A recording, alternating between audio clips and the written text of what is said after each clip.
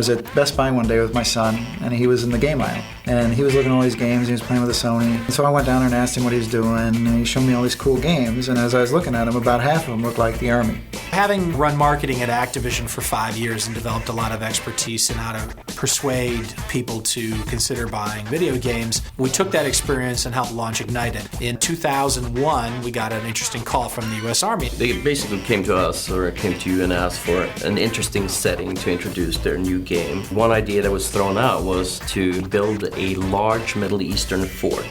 Growing up where I grew up in Sweden, you were very limited to what you could do. Coming to LA was an absolute dream. It's the best place in the world to be. He and his team down here in LA were really hooked in, very expert at this business of gaming and talking to youth culture. They led us to a thing called E3, Electronic Entertainment Expo. Thanks to their efforts, the launch of the game was a big success. We used a lot of kind of guerrilla techniques to go get people interested in the product. We turned a little bit of money into a lot of attention. And we got the benefit of using all of the power of the Army to do things that a commercial publisher could never do. Of course, LA is probably the only place in America, too. You could bring Blackhawks, Green Berets, and Chinook helicopters downtown and be running an event, and people would think it was a normal day.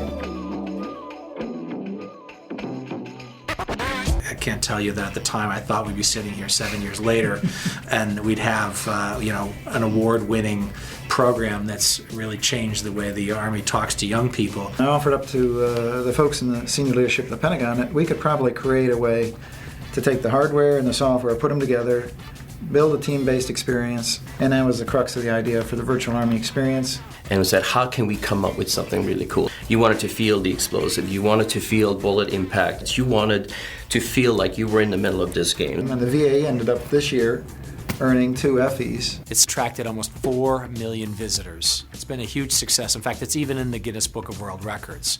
So here we are 3 years looking back, and not only do we think it's a success, but the entire marketing industry in the United States of America judged the VA to be top in its category.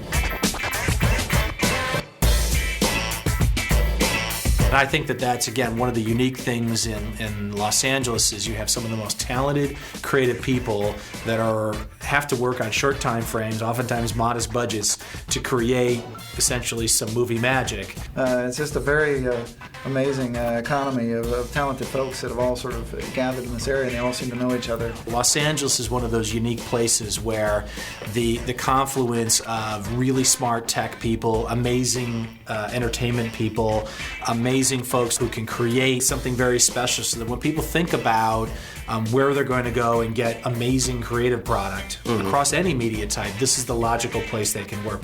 I couldn't run my business anywhere else.